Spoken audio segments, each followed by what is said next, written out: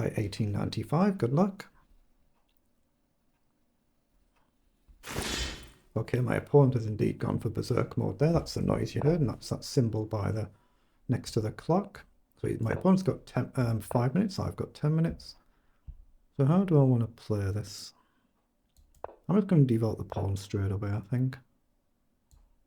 Develop before he's got a chance to bring the knight up. Okay, goes back. I'm wondering whether to do something slightly different this game. No, I'll go to the traditional f6. Okay, I'm going to castle. I'm going to develop my bishop and try and deal with this bishop. So let's come across. Just got to watch for an attack on the knight should he trade. Okay, he's played forward. I'm going to trade that bishop. I'm going to play c5. Again, I've got to try and not play too quickly here. There's 5 minutes is bags of time for my opponent. I'm going to bring a pawn across. If he pushes, I'll just take, but otherwise I might get a chance to push myself. How do we do this? Knight across is not quite a move because of the queen. I'm going to play queen up then and maybe knight across and rook behind the queen. Oh, he has pushed now. Okay. I think I should take and give him an isolated pawn. I've got to be watching out for a move like this now. Knight across and I can't then drop behind the bishop. I could take and see if he goes with his bishop, but don't like the look of that. I want to play knight across, so I'll assume rook over. Queen up, rook down is a problem. If I take, you go with a pawn, I just drop back. If you go with the bishop, maybe I come across. I'm going to do that actually. But I don't want to simplify the game too much. I'll see how he takes back here. Bishop, I think queen across looks okay. Goes with a pawn and obviously knight back. Just got to watch out for him with a dangerous sack somewhere if he manages to line it up. He might go with a pawn because he's got the backward pawn. Oh, he gives me a chance to give up the queen for 3 pieces. Do I do that? Rook, knight and bishop. That would be interesting, wouldn't it? Probably not good, but interesting. But now I can maybe move the queen here. Bishop takes. Knight back. We still hit the bishop. We hit the pawn. I'm going to do that. Hit the pawn. I assume bishop will take. He could go with a pawn. It gives me a passed pawn if he does it, which he has. Okay. So I'll drop back and just gently pressure the pawn, try and develop. He might want to play f4, f5 at some point. So his backward pawn here is now dealt with, but it gives me a potential passed pawn.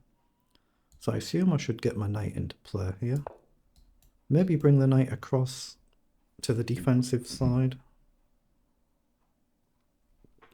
But there's immediate pressure on the pawn. Very easy to defend, of course. There's options here, which my opponent has gone for. But I like the idea of bringing the knight to this side. It's not doing a great deal where it is here. Now maybe pawn forward. Let's play pawn forward. I can bring the knight across next move, maybe. But if I can bring the knight across here, we can still pressure the pawn. He's going to break this pin and he's going to be able to push the f-pawn at some point. Knight up there to hit the pawn with a fork. I might have just missed there, actually playing a little bit quick. I guess you can just move out the way. Yeah, he's trying to target some sort of attack, getting the knight across. So knight here to knight here is pretty dangerous, isn't it? Pretty dangerous. So knight back, knight across. Maybe just pawn up is going to be forced, but I need the knight out of the firing line there to free up the queen. I'm going to have to play this if the knight goes here. But he might just fly forward. If he does that now, I think I can go here. Actually, can't do it now in this move because of the pin. But once the king's moved, oh, he's gone there. Well, that allows me to play knight across to hit the bishop, but he's still going to try and do this. So I'm going to hit the bishop, and I still need h6 in when the knight gets here to stop this immediate threat. I mean, maybe I can allow it and then h6, I'm not sure. But now to attack this pawn again. Oh, what's he done there? He actually wants this. Have I missed a threat here? I think I've got queen up here now. If he goes across, I take the knight. A lot of pressure on the diagonal, but we're actually hitting the bishop, which is easy to miss. But a lot of pressure on the diagonal here. Like if he doubles the rooks up, for instance, to guard the knight, he could miss that the bishop's hanging. He should be too strong. He should be aware of that. He's strong enough.